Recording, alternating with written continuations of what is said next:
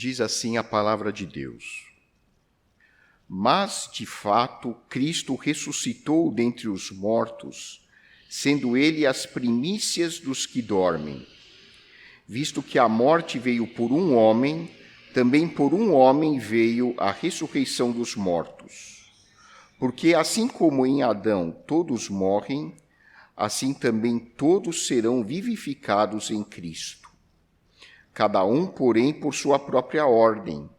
Cristo, as primícias, depois os que são de Cristo na sua vinda. E então virá o fim, quando ele entregar o reino ao Deus e Pai, quando houver destruído todo o principado, bem como toda a potestade e poder. Porque convém que ele reine até que haja posto todos os inimigos debaixo dos pés. O último inimigo a ser destruído é a morte, porque todas as coisas sujeitou debaixo dos pés.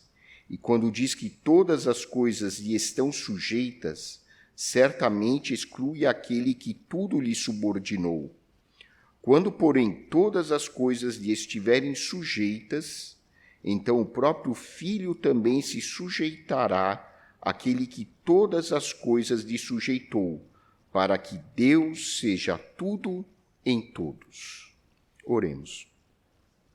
Santo Deus, nosso Pai, pedimos que Tu nos ajudes a compreender o significado desta Tua palavra, que possamos aplicar esta mensagem em nossas vidas e crescermos em comunhão contigo.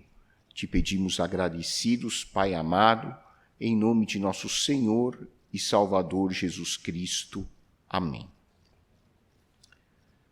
A esperança no futuro, o otimismo e uma visão positiva da vida são essenciais para que nós possamos viver em harmonia uns com os outros, em harmonia com nós mesmos, inclusive.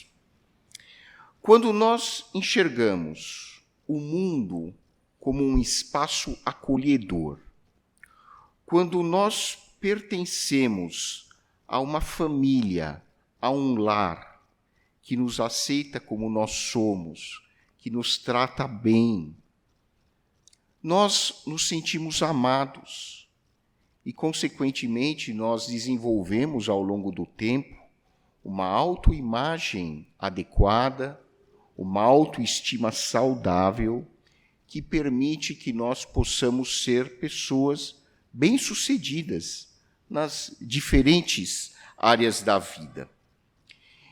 E isso é um papel fundamental que nós, como pais, temos em relação aos nossos filhos. Uma das coisas mais importantes que Deus delegou aos pais é transmitir valores adequados aos seus filhos. E quando nós ajudamos os nossos filhos a cultivarem valores espirituais, valores positivos, nós estamos alimentando neles a capacidade de confiar em Deus e também de confiar em suas próprias habilidades. Quando nós agimos dessa maneira, nós permitimos que os nossos filhos possam crescer em um ambiente saudável e futuramente contribuir para a sua sociedade. E com base nessas considerações, eu entendo que nós estamos falhando gravemente na questão de como nós estamos transmitindo valores, fé, esperança para as gerações que nos sucedem. Com base no que nós vemos no mundo que nos cerca, com base nos noticiários, nós, como geração, estamos errando feio, no sentido de não estarmos transmitindo às gerações subsequentes aquela visão de mundo que é essencial para que eles entendam que fazem parte de um mundo acolhedor, de um mundo que os ama, de um mundo que os aceita como eles são.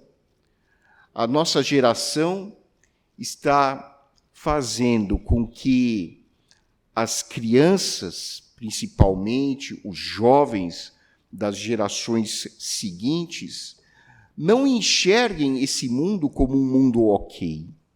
Não enxerguem as suas famílias como sendo, de fato, protetoras. Não porque as famílias não queiram sê-lo, mas porque as famílias não estão tendo condições de oferecer aos seus filhos um ambiente seguro, um ambiente protetivo, um ambiente que mostre para os filhos que eles são pessoas ok em sua essência.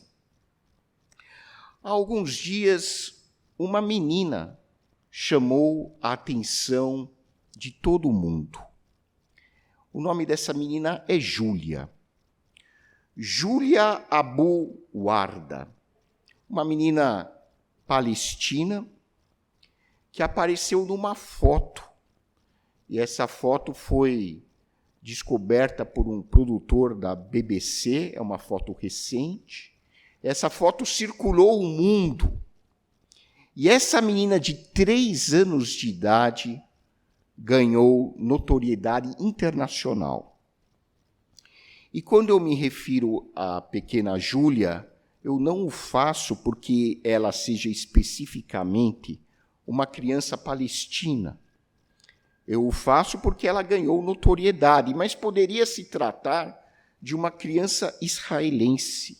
E certamente muitas crianças israelenses sofreram e sofrem até hoje por causa da destruição das suas famílias. Mas a pequena Júlia também não ilustra apenas o sofrimento de crianças que estão vivendo no Oriente Próximo, seja em Gaza, seja em Israel. A pequena Júlia ilustra o sofrimento de crianças em todo o mundo. Certamente Júlia representa, sem o saber, as crianças que vivem nas nossas comunidades mais periféricas e que têm os seus lares destruídos pelo tráfico de drogas, têm as suas famílias dilaceradas pela violência do sistema que não acolhe essas pessoas mais vulneráveis socialmente falando. A pequena Júlia também representa as crianças de famílias armênias que foram perseguidas e foram desalojadas de suas terras ancestrais na região de Nagorno-Karabakh. A pequena Júlia ilustra também a realidade vivida por milhares e milhares de crianças africanas, de crianças que vivem no extremo da Ásia. Júlia Abu Warda foi fotografada numa cena em que ela aparece com dezenas de palestinos que foram presos. E muitos deles idosos, apenas com as suas roupas íntimas, e olhando para um ponto no espaço. Nós não temos condições de avaliar pela foto para onde eles estavam olhando, mas o que chamou a atenção na foto foi a pequena Júlia olhando para outro lugar, diferente da direção em que a maioria das pessoas lá estava olhando. Para onde Júlia olhava? Não sabemos. O que nós sabemos é que o seu olhar estava atônito. Era o olhar de uma criança totalmente perdida, de uma criança que tenta enxergar algum sentido no mundo, mas não o encontra. Na foto aparecem prédios destruídos, bombardeados, casas completamente destruídas pela guerra. E Júlia, a pequena Júlia, com certeza, com 3 anos, tentando elaborar uma imagem mental de um mundo que tem algum significado, algum tipo de esperança a oferecer, Júlia tenta olhar para isso, mas não encontra nada. E eu fico imaginando que tipo de visão positiva uma criança como Júlia pode estar formando na sua mente. Que tipo de autoimagem essa criança está elaborando no seu coração? Que tipo de estímulo Júlia terá para exercer a fé, para exercer a esperança, para exercer algum tipo de força interior, de elaborar, de criar dentro de si uma força interior para viver o dia a dia. Júlia provavelmente vive a mesma realidade de milhões e milhões de crianças nesse mundo que, infelizmente, olham para a vida e enxergam o mundo como um espaço louco, um mundo como um espaço inadequado, um mundo como um espaço não ok, que não os acolhe, não os aceita e, pior, monta nas suas cabecinhas a mensagem de que vocês não têm lugar num mundo como esse. Se nós comparássemos a nossa história, a história da trajetória humana, a um filme, nós poderíamos dizer que a cena final que nós prevemos é uma cena desoladora, uma cena triste. E para quem assiste filmes, especialmente dessas redes tipo Netflix e semelhantes, as pessoas mais ansiosas, eu já vi isso, as pessoas mais ansiosas, quando estão muito ligadas ao desenrolar do filme, elas vão avançando para ver qual é a cena final. Elas não conseguem aguentar para chegar ao episódio final do filme e descobrir o que vai acontecer. Então, elas dão uma aceleradinha para ver qual é a cena final. E se nós comparássemos a história da civilização humana a um filme, nós iríamos correndo para a cena final e descobrir, gente, afinal de contas, o que vai acontecer na cena final desse filme chamado História da Civilização Humana, história da trajetória do ser humano. Se nós formos nos levar pelas circunstâncias, pelas cenas grotescas que nós assistimos diariamente, nós certamente imaginaríamos que a cena final da nossa trajetória será algo devastador. Será algo devastador, devastadora. Por quê? Porque as circunstâncias nos conduzem a esse tipo de raciocínio. Mas, contrariando totalmente as nossas expectativas, contrariando totalmente o nosso raciocínio humano, a palavra de Deus nos mostra qual será a cena final. E essa cena final, por incrível que pareça, é algo que suplanta totalmente as nossas expectativas, porque é uma cena final extremamente positiva. Uma cena final que nos mostra que tudo aquilo que nós estávamos prevendo vai ser modificado de maneira radical. Por quê? Porque o diretor do filme intervém na história.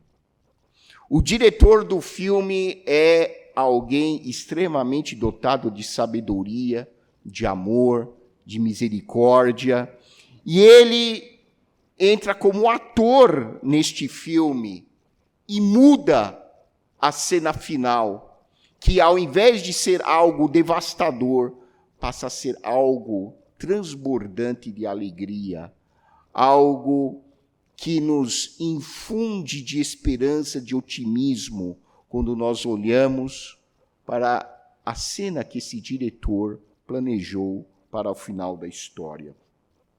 E o texto bíblico que nós lemos, da autoria do apóstolo Paulo, descreve-nos esta cena final, que encerra o capítulo da trajetória humana, da nossa existência nesse planeta chamado Terra. O que podemos vislumbrar na cena dessa descrição, da cena final? O que nós podemos enxergar nesta cena final? Esta cena, apresentada na passagem que nós lemos, nos enche de alegria e de esperança por várias razões. Em primeiro lugar, ela assegura a nossa bem-aventurança eterna. O apóstolo Paulo começa descrevendo esta passagem bíblica falando do tema da ressurreição.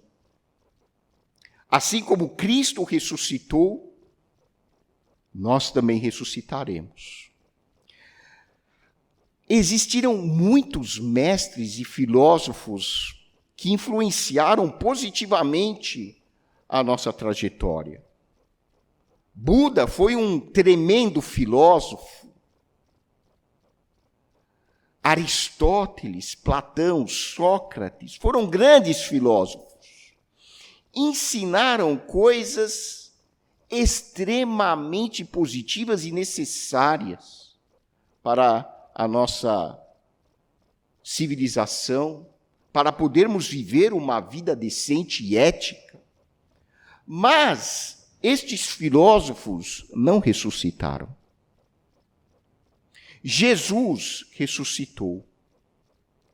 A ressurreição de Jesus não deprecia o ensino dos filósofos antigos.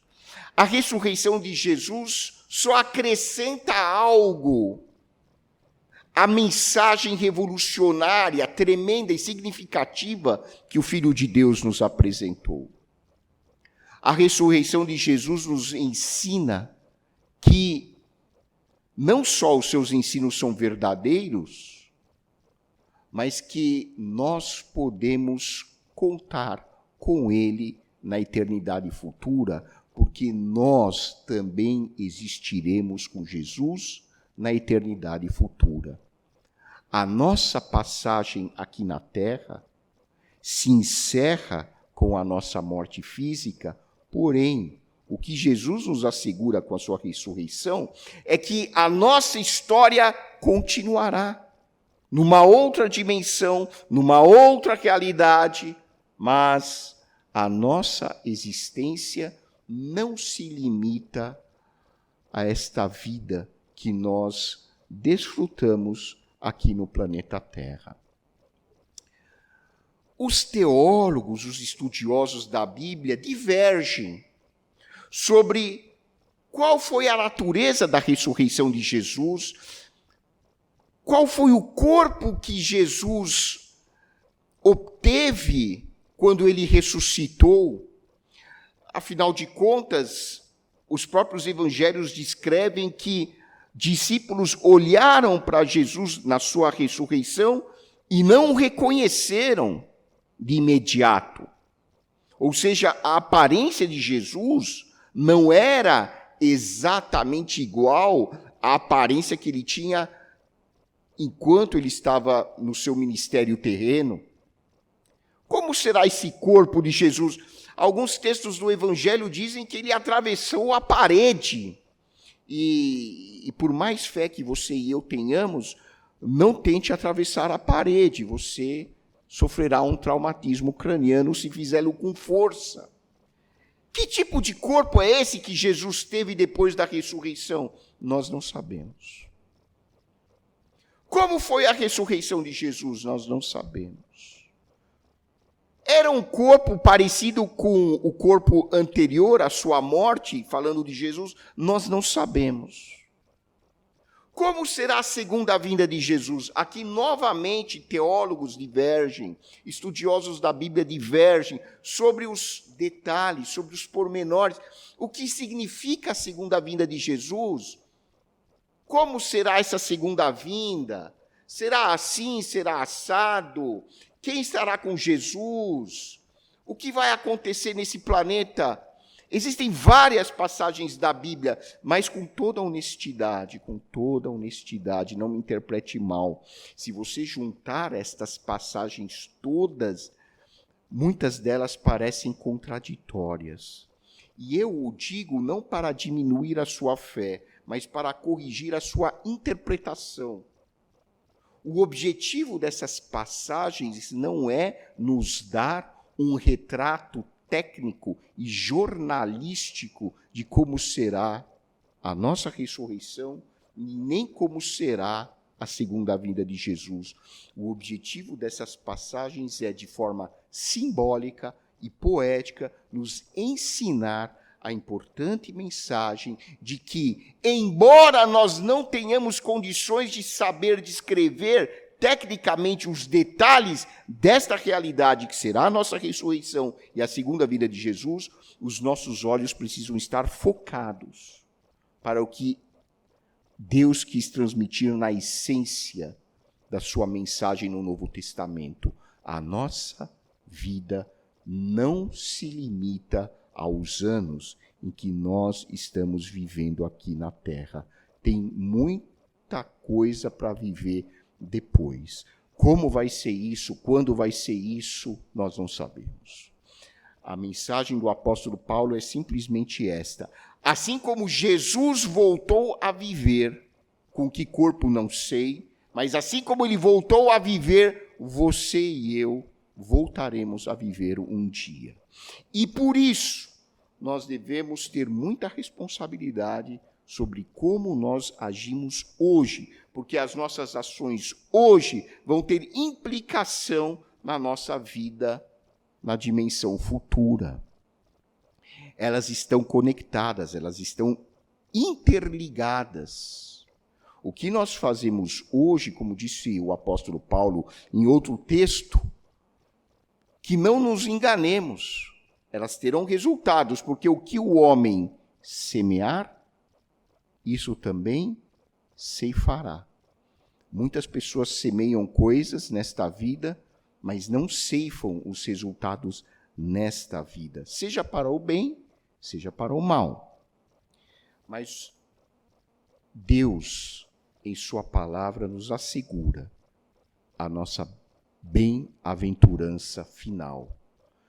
Se você reconheceu que você é uma pessoa falha, se você reconheceu que você é uma pessoa que erra todos os dias, agora usando o termo bíblico para tudo isso que eu falei, se você reconheceu que você é um pecador,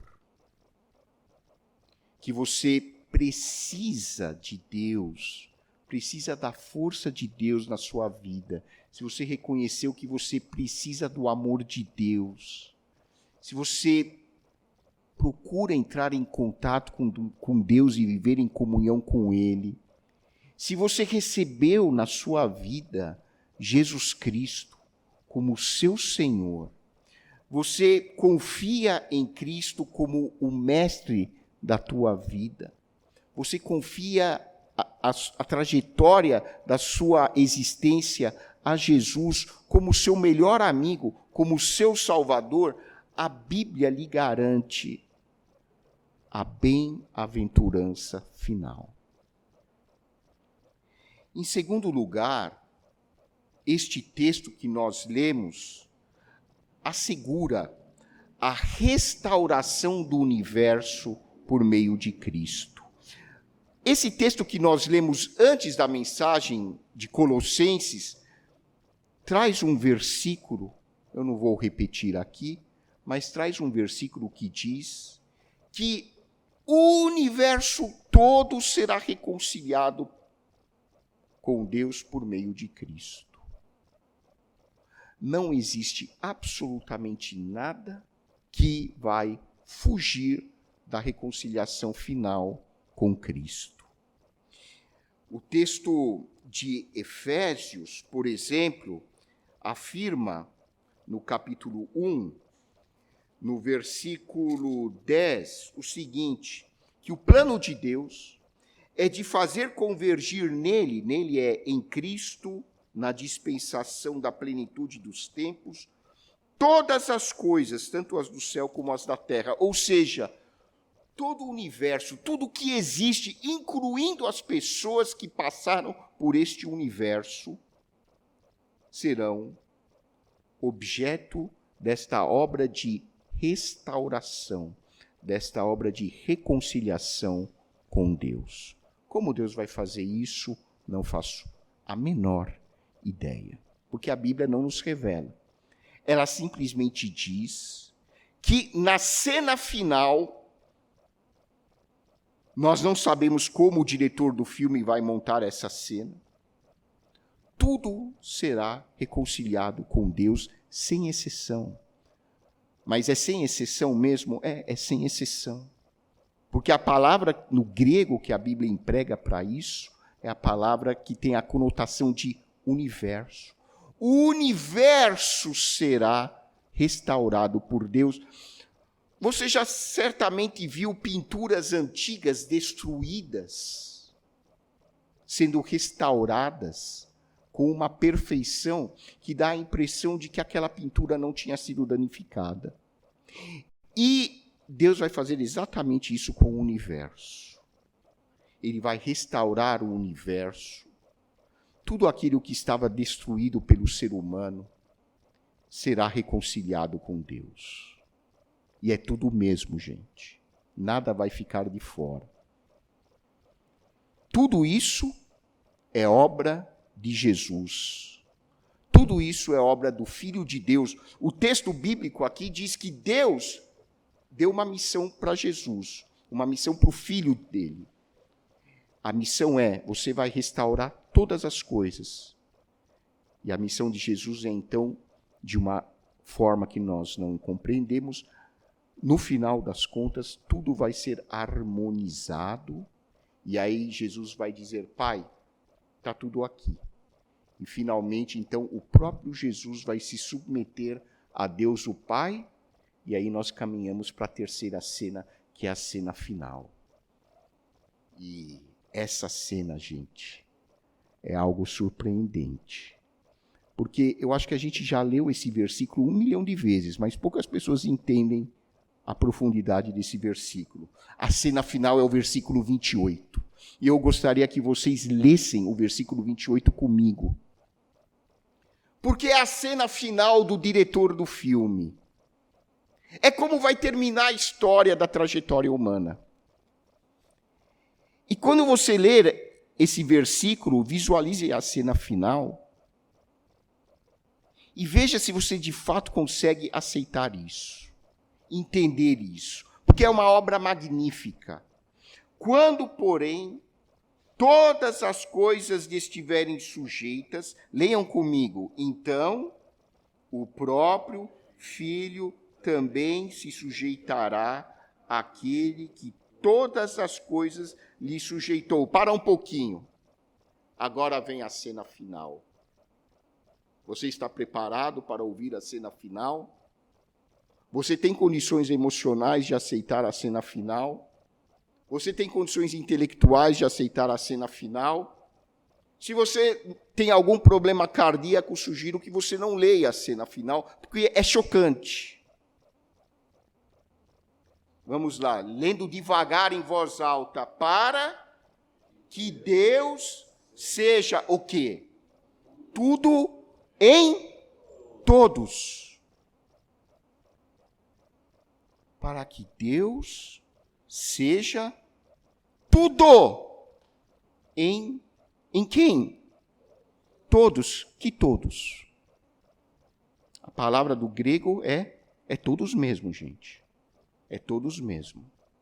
É todos. Todos que já passaram por aqui.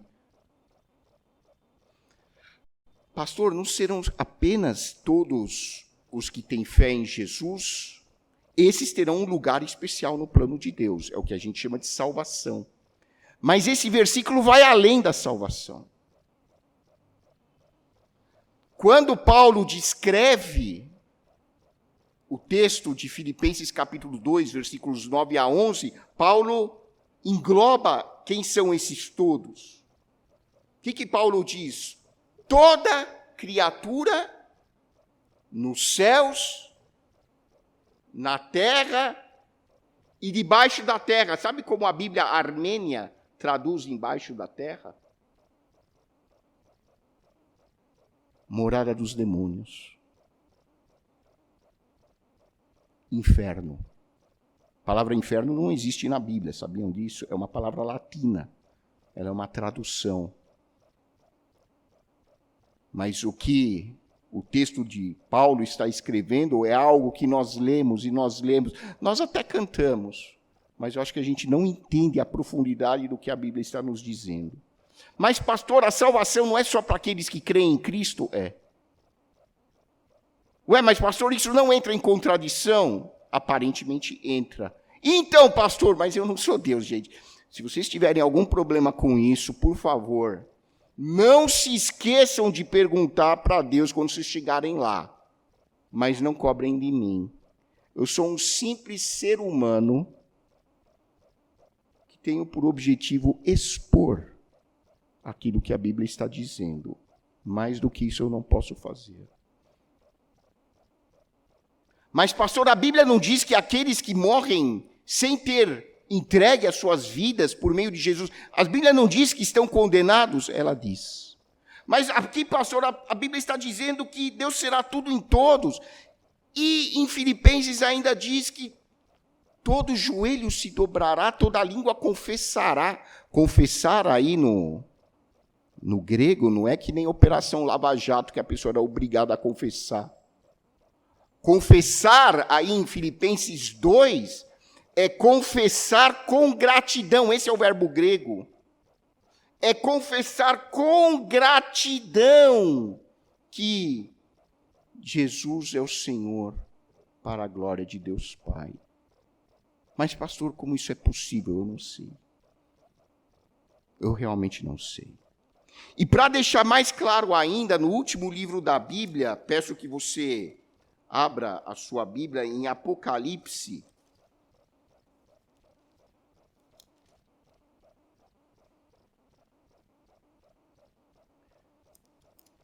Apocalipse, só um momentinho. Quero separar o texto exato.